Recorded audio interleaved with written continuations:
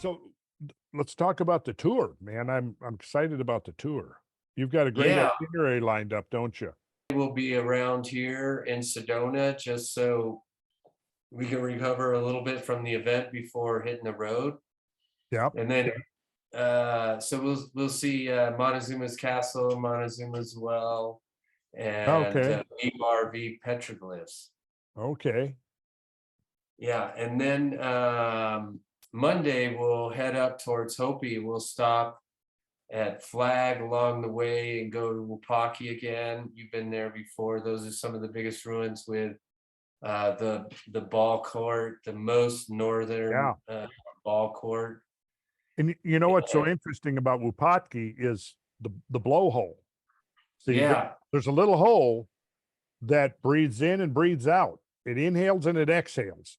And yeah, you have rising pressure, it's inhaling, and when you have falling pressure, it's exhaling. And so, interestingly, you could almost use it as a weather prediction device, um, which I bet it was used for that. But the other yeah, interesting thing yeah, is that blowhole leads into a whole honeycomb network of underground channels that's part of this unique geological structure of the landscape that I think was so important to the ancient builders and geomancers that created all of the sacred landscapes of ancient times. And so the fact that this blowhole is there to me is extremely interesting.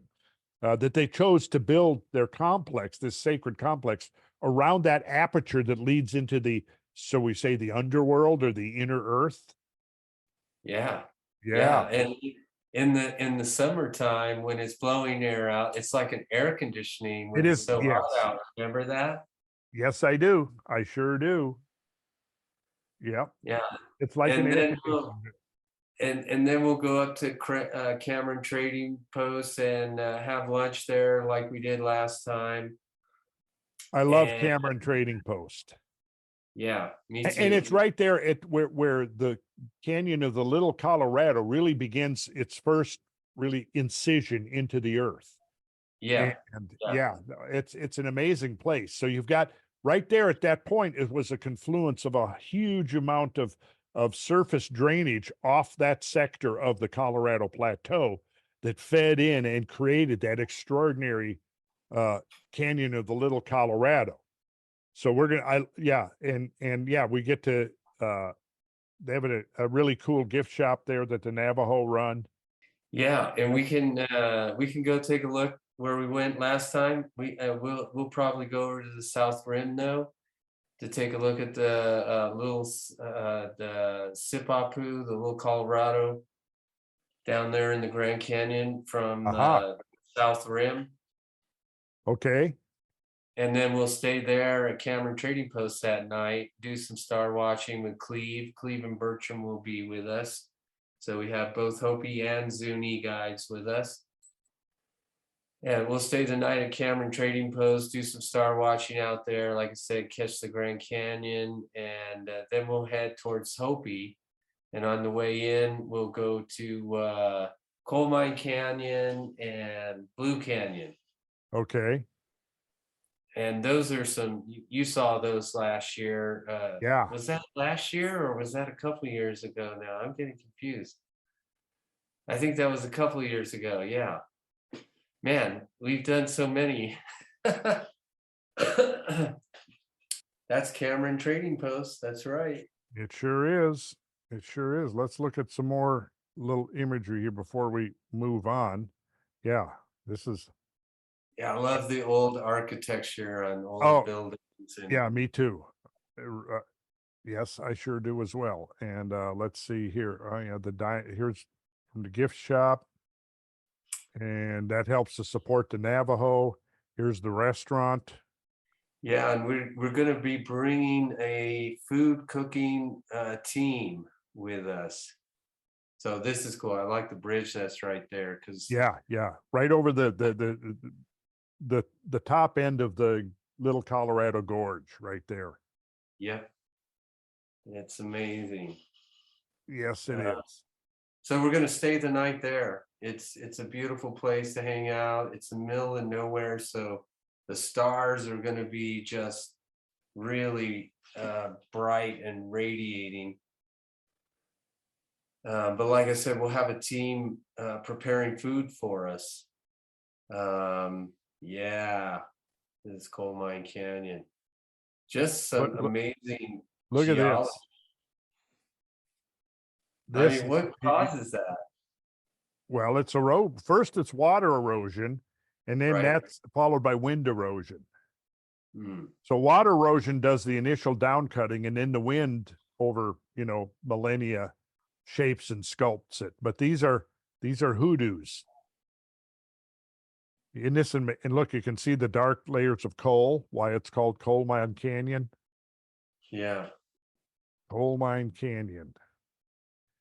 Yeah, I love this place. It's spectacular. I remember walking around there with Jesse and looking up close to those areas. It Yep. felt like you were on another planet. Oh, I know it. Yeah. So bizarre. And the other one you said is Blue Canyon. We are going to Blue Canyon. Yep. Amazing. It is amazing. Look at this. Because it was wind erosion that made those crossing lines, those patterns. Well, what you have here, you also have water erosion. Yeah. And water erosion will do this rounding off, like you see here, very nicely. It's very similar to the rounding off you see in the Sphinx Ditch. But yeah, what a place. So yeah, I mean, this is going to be a pretty interesting trip, road trip. So it's going to be some geology. It's going to be some anthropology. We'll have Bertram with us and Cleve both. I think that may be Bertram right there in that picture. Is that Bertram right here? It might be. It kind of looks like him. Could be. I don't know. You know Bertram better than I do. But yeah, look at this panorama. I mean, this is a magical place if there ever was one. So yeah, Blue Canyon, close this down. Here's the Google Earth of Coal Mine Canyon. You can see, I'm going to go to a 3D. Wow. You can see the water coming off of the uplands here and then carving the canyon. Yeah. And all of this water is ultimately headed towards the Grand Canyon. That's where it ultimately led. If I zoom back out, there's Cameron. So here's where we're going to be staying at the trading post. Yeah. All right. So you can see here's the down cutting of the Little Colorado. And of course, when you look at this, the Little Colorado is not what cut this channel. This was That's big. Yeah, and you can see where it starts here, but then as you go down, let's see if I can spin that around here. Well, you can see where it cut across that plateau as well. Yeah. So if we follow down, you can see where it starts deepening. As it moves towards the Grand Canyon, see it gets deeper and deeper. And you can see that there's all kinds of tributary waters that are cutting into these channels that are adding to the flow. And if we go right out here, Little Colorado River Gorge overlook. But we definitely want to make it to the South Rim. Okay. But this is on the way to the South Rim. So this is on the way to the South Rim, right? So you can see here what's happening. Look, I mean, it's just getting spectacular. And then as you get closer, it gets deeper and deeper until finally it's about 3,000 feet deep, where it joins with Marble Canyon. And let's back out here. You can actually see. So here's Marble Canyon coming in from up here, Colorado, down cutting. And then here's the Little Colorado, and essentially where they meet. That's the official start of Grand Canyon, where Marble Canyon, which is this canyon over here, and Little Colorado Canyon, they meet right in here. And then all of this out here is is the Grand It Canyon. almost looks like an astro bloom. If you An pull out, Uh-huh. because this part here is kind of circular Uh-huh. in the front. Well, it is kind of, and you know, who knows? It could be that an ancient impact fractures the bedrock and makes it more susceptible to erosion. I'm gonna go back to 2D here. And what you're gonna see here is if I go to the Google Maps, um, you see here is the Grand Canyon. Here's the Little Colorado coming in. Here's the Big Colorado coming in, and right in here is where Grand Canyon starts. So, um, and if you zoom out, this whole area is part of the Colorado Plateau.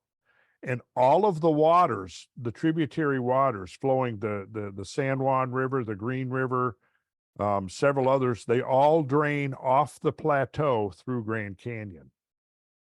So if you've got prolonged heavy rains over the plateau, over multiple watersheds, yeah, you're going to have a whole lot of water discharging off the plateau.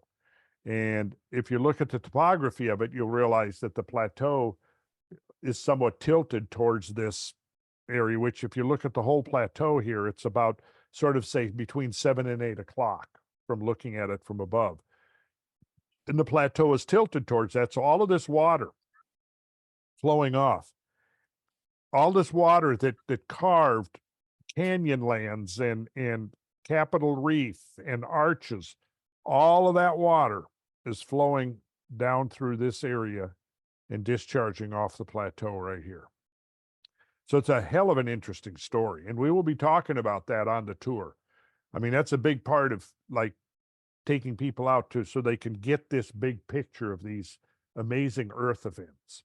And also getting not only sort of the geological perspective, but the perspective of the indigenous peoples who have very sophisticated traditions about the origins of these landscapes.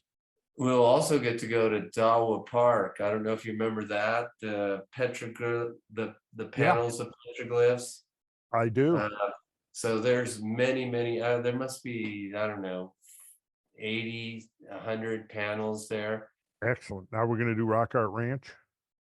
We are going to do Rock Art Ranch. That will come after Hopi. So we'll leave from Cameron. We'll go to Coal Mine Canyon and Blue Canyon.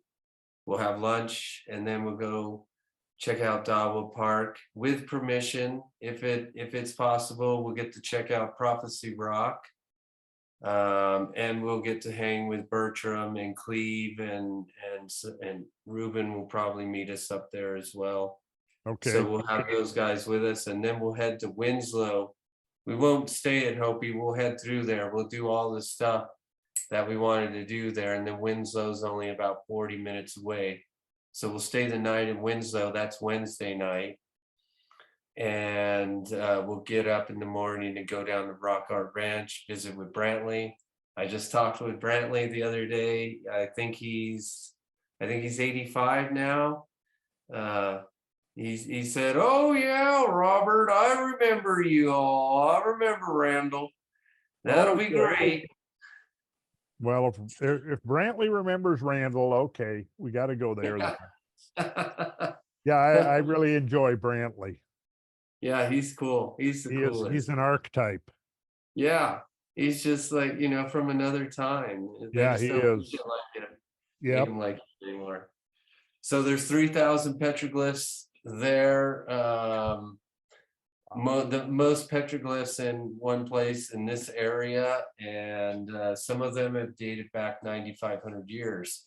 Yeah. So that's pretty close to the Younger Dryas. It's getting close. Well, you're getting right into the early Holocene. So it could have been, that was in that first millennia, kind of a reoccupying the region in the aftermath of the great changes that swept over the North American continent in the previous 2,000 to 3,000 years, and probably decimated the human population as almost as severely as it did the other megafauna that inhabited North America at the time.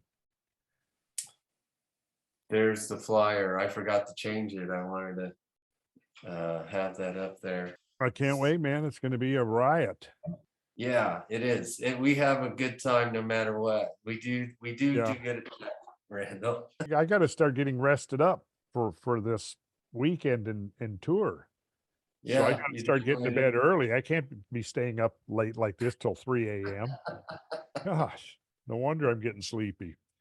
But hey, we've been trying to get together to do this for the last several days, and we just finally were able to pull it together. We're just both too busy. Yeah, I know. We just, It's a bit last minute, but it's really worth it, and it's going to be a yeah, historic trip. I think so. I So think so. anyone who wants to join us, it'd be cool to have you along. Oh yeah. All right. Okay, Randall. Robert, I will talk to you probably within the next couple of days. You definitely will. Yeah. Thank you so much for this time, Randall. My pleasure. Talk to you soon. Okay.